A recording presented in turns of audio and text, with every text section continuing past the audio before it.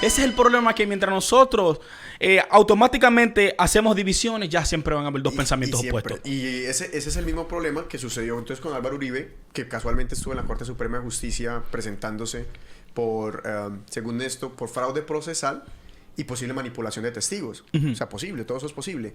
Y es el primer presidente en la historia de Colombia en hacerlo. Pero ¿qué sucede? Que él es una figura más que política de idolatría. Es un ícono. Es un ícono, porque después de que él se fue de presidente, la mayoría de los presidentes en Colombia se van al descanso, o sea, ellos se van y se retiran. Pero Álvaro Uribe casualmente tomó la decisión de volverse otra vez senador de la República. Quiso fundar su nuevo partido, el Centro Democrático, y empezó entonces a querer participar en el juego político colombiano, colocando alcaldes, gobernadores, el mismo juego político, o sea, no hay ningún inconveniente con eso. Pero justamente ahora lo traen entonces a colación y hay una bandada enardecida de personas que apoyan este movimiento que se llama el uribismo, que quiere entonces que a él no lo toquen, porque él es el gran colombiano. Él es San Uribe, sin ningún tipo de afiliación política, estoy diciendo. Simplemente en Colombia está sucediendo lo que sucedió en la Unión Soviética, y se llama el culto de la personalidad. Una vez las políticas entran en el culto de la personalidad, se deja entonces de lado los ideales políticos y se acepta la opinión y las decisiones de una persona simplemente por lo que es. Y estamos cayendo en un gancho que ha dejado la historia una y otra vez de ejemplo. Entonces, las personas en Colombia tienen que desprenderse por completo de la figura física y del carisma que pueda representar cualquier dirigente político.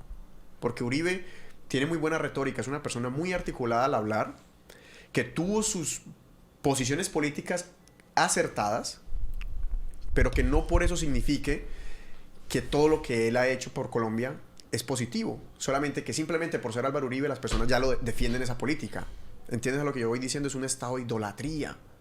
Yo no sé si en República Dominicana ya sucedió eso antes. Sí, República Dominicana lo tuvo en la era de Trujillo y también lo tuvo con Balaguer. Y ahora lo estamos viendo otra vez con el PLD, con sus dos mayores líderes, Leonel y Danilo. Pero yo estaba viendo algo no sé si era en Antioquía, en Colombia, de una mujer que ella estaba corriendo por una posición pública y ella comenzó a recibir amenazándole a la familia. Y se ve el machismo del colombiano, primeramente, y de los países latinos. Nosotros tenemos un machismo asumido en que la mujer es un second class citizen o una persona de segunda mano. Y cuando vemos este tipo de anatemas, porque yo le llamo anatema, idolatrar a una persona, para mí es un anatema, ¿me entiendes? Cuando tú te ciegas, aún esa persona comete un error, porque no es que no comete un error, personas cometen errores. Pero cuando tú ves personas defendiendo todas las posiciones de este tipo de personas, sin tan siquiera investigar, ¿me entiendes? Entonces ahí viene el mal de todos los males, que es la ignorancia. That's it. Sí. Conocimiento es bien, ignorancia es mal. Hay una línea muy fina entre esas dos palabras y entre esas dos acciones, que es lo que definen a un pueblo. Un pueblo con conocimiento o de conocimiento hace su research, hace su búsqueda, no se apasiona, escucha a la oposición. Tú lo mencionabas con los países del primer mundo. Sí. Pero yo siempre he tenido como esa inquietud con el uribismo en Colombia y con el poder que el tipo tiene, porque él es muy activo también en Twitter. Él sabe utilizar las redes sociales. Y él es una persona que tiene todo el perfil para convertirse en un... No, el colombiano perfecto. No, le dicen el gran colombiano. Exactamente, el que monta a caballo, el que usa el sombrero. Sí. ¿Entiendes? Y yo a Álvaro Uribe no lo ataco por lo que es... Porque él ha tenido políticas que son acertadas. También ha tenido unas políticas que son completamente desfachatadas. Y ahí es donde hay que hacer la gran diferencia. O sea, nosotros nos estamos dejando llevar por dos corrientes en Latinoamérica. Sí, pero si yo lo quiero decir sin pelo así, Uribe es un asesino. Come on. Sí, o sea,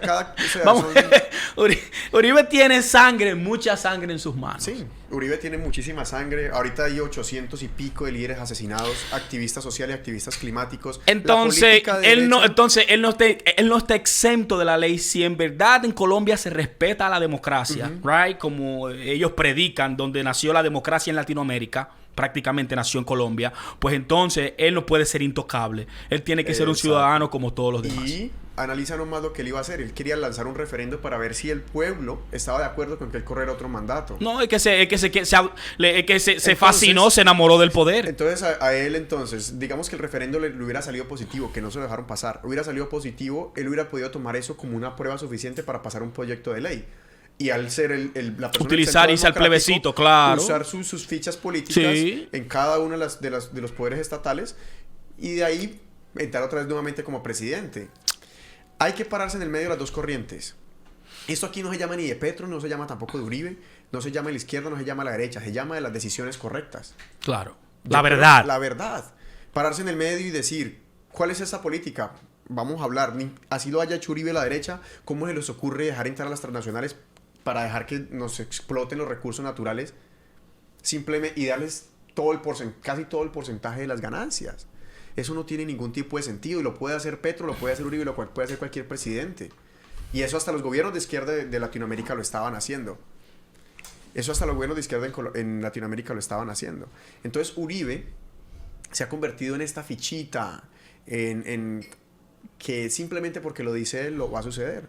Hicieron manifestaciones cuando lo agarraron y dijeron, no, ¿cómo se les ocurre? Sacaron una monja. Oh, sí. La monja del megáfono. Yeah. A apoyarlo. The fake, la monja falsa. Yeah, la monja fake. Y a decir, Dios mío, que no sé qué, que suelten a Uribe, que él es... Entonces, para una comunidad conservadora que representa a la derecha colombiana y un país que es tan puramente católico, o al menos las generaciones antiguas, al millennials, ver una imagen de una monja en televisión apoyando a Álvaro Uribe les deja saber de que Dios está de acuerdo con él. ¿Y qué pasó? Que la monjita resultó siendo un fake, resultó siendo falsa. Ella resultó andando después con escolta, una monja que según era pobre y que no tiene ningún tipo de vinculación con las carmelitas, que se llama la sociedad de las monjas a la cual ella pertenecía. ¿Vieron? Esa señora no ella no trabaja con nosotros. Ella no pertenece a este convento. Y llaman, luego los noticieros la llaman y contesta el escolta. No, ya no está, ¿con quién hablabas? Con el escolta. Come on, o sea, de un momento a otro entonces la monjita... Tiene escolta. Y tiene dinero y tal.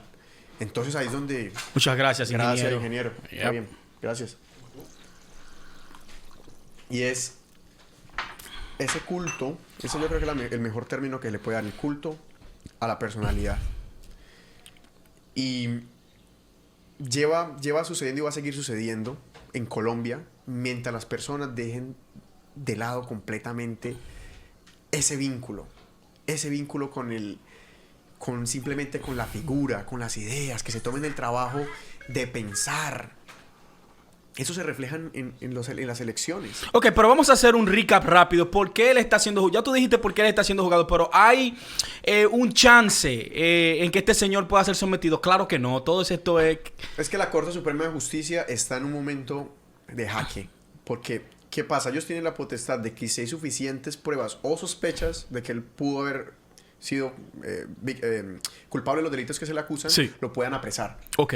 Pero apresar a Álvaro Uribe, así sea preventivamente mientras se termina el caso, solamente apresarlo, eso sí causaría en Colombia una manifestación multitudinaria. A Colombia no le causan manifestaciones subidas al transporte, ni explotación de recursos naturales, ni ventas a transnacionales. A transnacionales, sí. Ni robo de impuestos. Pero entonces, regalando los terrenos y todo eso. Deje que metan a Uribe preventivamente a la cárcel y ahí sí usted va a ver en las calles los ríos de personas. Y ahí es donde it doesn't make sense. Ahí es donde no tiene sentido cómo vamos a marchar por una persona en lugar de nuestro propio bienestar político. Sí, pero también había manifestaciones de ambos lados. Por supuesto. Esta vez ya con la tecnología y con las redes no creo ya que sea fácil. Ese es el cambio diferente. Porque usted ver una protesta de la manera que nosotros vimos en Chile... Es algo... Ahí yo tengo que ponerme que tú tienes la razón, pero a la vez no. ¿Por qué? Porque es que la tecnología, o al menos las redes sociales, nos dieron la capacidad de encontrarnos con distintas opiniones. Hasta que los grupos de poder se dieron cuenta de que no era solamente una forma de que la gente viera opinión, sino también de cambiársela. Y mientras las personas que están en el poder tengan todo el dinero, tengan todos los gabinetes, ¿sí me entiendes?, estén produciendo, ellos van a poder mandar su propaganda y controlarlo. Difícil va a ser para la oposición, eso es un trabajo dificilísimo.